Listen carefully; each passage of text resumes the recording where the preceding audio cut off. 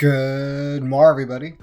This is Toucan Dragon, and welcome back to Digimon Rearise. And oh boy, I feel it. I feel it in my bones. We're getting closer to Big Daddy Omegamon. If banners could be a filler, this would be it. So we got another step-up banner. Not only does this banner have Vikemon and Rosemon, but it has a chance to drop, as you can see right here, Calm Mega Garurumon and Devoted Mega Phoenixmon. This is a good change into the right direction for this game, because usually we would get kinda crappy Digimon in a banner, but now it looks like they are adding past banner Digimon, or at least the past limited banners, if that makes sense. You know? Not the big daddies, you know, the Roll Knights, of course. I don't think they'll be back in a banner like this. I feel like they'll be back in their own separate banner. But anyways, I'm just rambling at this point. I'm sorry. back to it. Back what I was saying. But yeah, so this is a really good change of pace, and I'm really happy they're doing this now. Okay, well, right off the bat, guys, even though this is a step-up banner, and we have past Digimon in this banner, I think this banner is still a skip. At least for me. So starting off with Vikemon. Let me scroll down right here. Vikemon. This Digimon is basically made for clash battles, you know. His main skill, Arctic Blizzard, deals 460% damage to a single enemy, which it's actually pretty good, but again, it's only a single enemy. Increases one own power damage resistant by 30%, and 50% chance to inflict freeze on a single enemy target. Like I said before, this Digimon is mostly going to be for clash battles. He has a single target with high damage, while increasing his own power damage resistant. His sub-skill, Decharge Blizzard, deals 260% damage to two enemies, while increasing his own defense by 50%. So this will keep him on the field longer, especially in the clash, you know. You would probably fire Decharge Blizzard first, increase your defense, and then go for the Arctic Blizzard to go for the damage and increase power damage resistant depending on the type of clash Digimon you're going against. His passive is not anything too special. He increases his own pinpoint rate by 40%, and that's permanent. This stat is not really that useful in the game. Well, at least in my opinion. Well, you could use it. You could use that skill in PvP, I guess, or regular PvE, just to pick off Digimon that are weak already.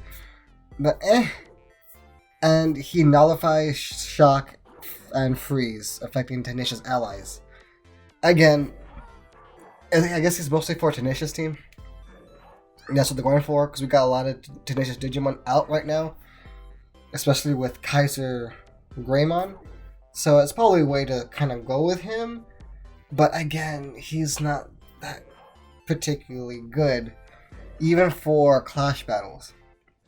And we're gonna actually compare him with two other really good clash battle Digimon that are already out, and one of them is in a banner right now.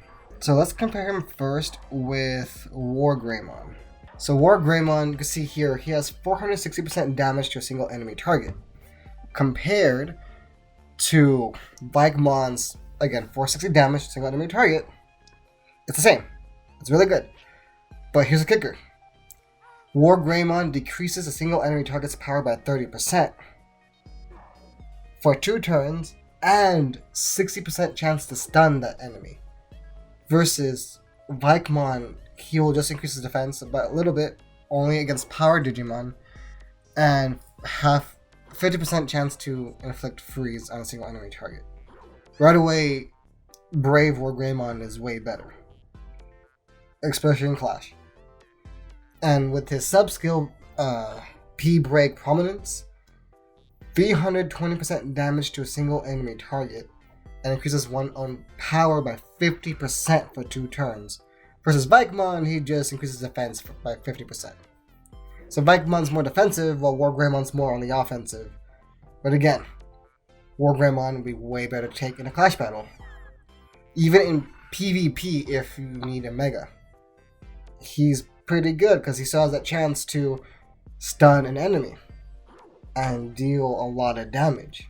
So War Greymon right away, or at least Brave War Greymon, is better than Vikemon, and he's out right now. So if you don't have Brave War Greymon, I say if you want to pull for something, pull on his step-up banner. You know, I believe that step-up banner, the first tier, comes with a Brave Skill Stone specifically for Brave War Greymon. So there you go. You could get him to skill level 2 right away. And now the next thing we compare Vikemon to is Deft Mirage Gargomon. And again, we have 460 damage to single enemy target, the same for both. This is the difference now. And this is what makes Mirage Gargomon so much better. He decreases a single enemy target's defense by 40%. On top of that, he'll decrease a single enemy target's block rate by 40%. So he'll decrease their defense and their block rate, so they won't be able to take those hits, you know? Again, versus Vikemon, I've already gone over Vikemon's main skill again. I'm not going to go over it again. But Mirage Gargomon, his main skill is so much more better than Vikemon alone. And we have Seabreak Spectrum, Mirage Gargomon's sub-skill, 210 damage for 3 enemy targets. It's decent, but decreases 3 enemy targets' critical rate by 20%. Again, this is a Digimon you could take to PvP. It's not recommended, but if that's all you have, he'll do something, you know? Especially with that critical rate down, that'll help a lot. On top of that, his passive nullifies burn for every ally, while Vikemon has nullifies shock and freeze for just Tenacious. And speaking of which, I forgot to mention War Greymon's passive, nullify blind effects targeting all allies, which is very useful in PvP because we have those Piedmon running around blinding everybody. And Piedmon has both their skills. One of them is 55% to inflict blind on 2 enemies, I think, and the other one 50% to inflict blind on 3 enemies. So if you have a Piedmon on your team, you're going to do more blind, you know, or a higher chance of doing the blind. So War Greymon will help with that completely. So Vikemon, he looks cool. He just came too late, you know? Even his stats are nothing special. If anything, he has the worst stats of those 2 Digimon I just mentioned. You know, comparing to Deft Mirage Gargomon, his stats, Gargomon has higher HP, higher attack and power, has slightly less defense, but it's not that big of a deal, and the speed's about the same.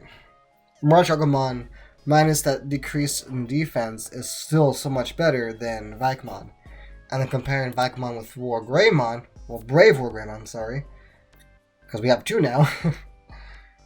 The only advantage Vikemon has against War Greymon, actually, he has 2.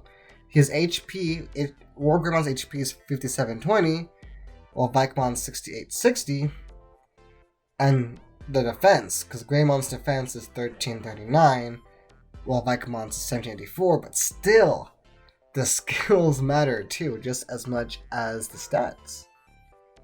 And right off the bat, Brave War Greymon is so much more better, especially in clash battles, than Vikemon. So if you want a good Digimon for clash battles, I cannot stress this enough, go pull for that step up for War Greymon instead. And if you want Vikemon for the Valentine's Day bonus drops, he is not worth it whatsoever. I mean, let me show you.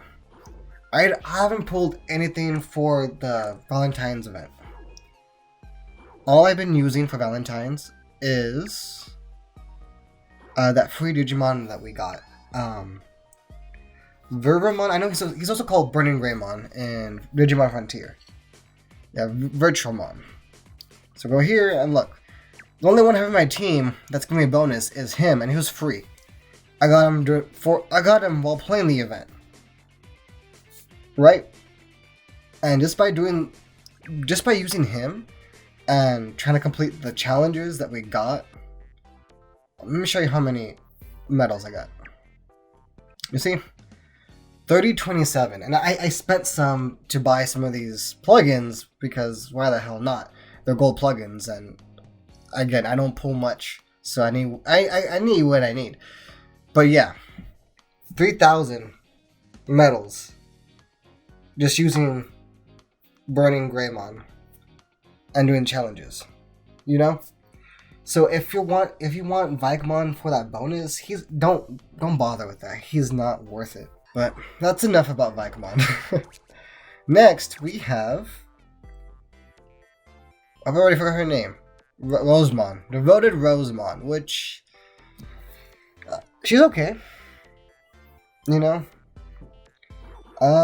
She's basically a slightly better Plesiosaurmon, and the reason why I say that is because of her sub skill. But first, let's look at her main skill. Her main skill, it's okay. I want to say it's about the same as Plesiosaurmon, just slightly different. Deals 20% damage to 4 enemies. Increases all enemies. Increases all allies' block rate by 30%. And has a 45% chance to inflict shock on 4 enemy targets.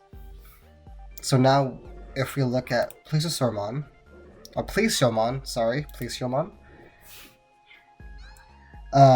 his main skill, Sorrow Blue, 280% damage to 3 enemy targets.